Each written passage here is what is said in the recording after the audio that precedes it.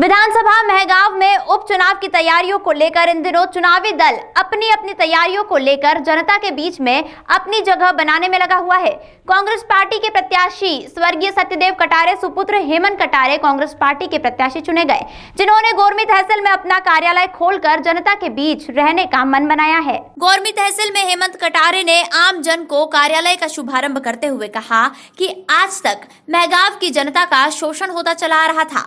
Congress party ने 15 सालों के बाद महगांव विधानसभा में विजय प्राप्त की थी, लेकिन कुछ षड्यंत्रकारी लोगों ने कांग्रेस पार्टी के विधायकों की खरीद फरोख्त कर फिर से कांग्रेस पार्टी को झटका दे दिया था। लेकिन फिर से उपचुनाव में कांग्रेस पार्टी ने आपके बीच आपके इस बेटे को भेजा है, जो आपके लिए हर संघर्ष करने के लिए तैयार है और आपकी लड़ाई लड़ने के लिए हमेशा आपके बीच में रहेगा।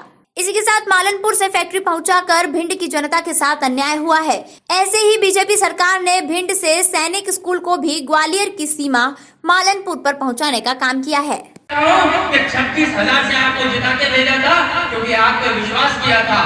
अब जब विश्वास उठ गया है तो 40,000 से हरा करके भी भेज के दिखाएगी। ये वो भिंड की जनता है जो अपने स्वाभिमान के साथ जीती है। ये वो जनता है जो देश की रक्षा करके दिखाती है, पूरी बॉर्डर की रक्षा करती है। और जब जान भी चली जाती है ना, तो यहाँ की माँ की आंख से आंसू नहीं निकलता अपने बेटे की देश को जान कुर्बानी देने के लिए। आज आप उसके साथ करताली करिए। मैं आपसे कह रहा हूँ, दिक्कत कर रहे हैं। विधानसभा को कवर करने का अलग विषय है और चुनाव को जीतने का अलग विषय है, दोनों अलग अलग है। जहाँ तक चुनाव जीतने का प्रश्न है, वहाँ पे जनता का आपने रुख देख लिया है।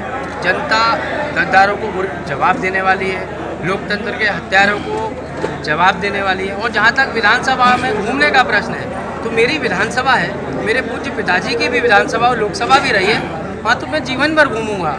उसका चुनाव से कोई वास्ता नहीं है। ये उन लोगों के लिए प्रश्न होता है जो सिर्फ चुनाव के दिन ही घूमने आते हैं। मैं तो हमेशा आते जाते रहा हूँ, महगांव में हमेशा मेरे कार्यक्रम रहे और पिताजी भी मेरे हमेशा आते रहे। तो उसका इस प्रश्न का इस चुनाव से कोई ताल्लुकात नहीं है। मैं आज जो भी हूँ और कल जो भी होऊंगा वो सिर्फ और सिर्फ मेरे पूज्य पिताजी की वजह से ही।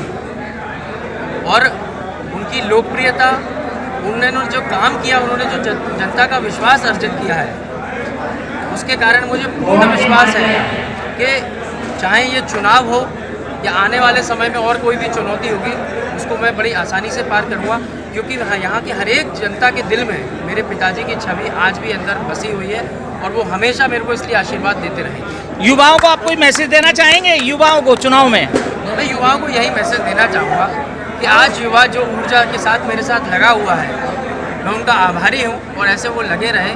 आने वाले समय में जहाँ जहाँ मौका मिलेगा, चाहे निकाय चुनाव हो, चाहे संगठन की बात हो, मैं चाहूँगा कि ऐसे युवा आगे आएँ और ऐसा स्थान लें। और जो मुझसे भी योग्य युवा हैं भिंड में, तो महगांव में मैंने खुद देखा, उन युवाओं को मैं चाहूँगा कि वो राजनीति के माध्यम से या ब्यूरोक्रेसी के माध्यम से आगे आएँ और मेरी जहाँ आवश्यकता पड़ेगा वहाँ उनको मैं खड़ा करने का काम करूँगा, जिससे कि ऐसे योग्य लोग, प्रतिभावान युवा भिंड का, महगांव का नाम देश में रोशन कर सकें।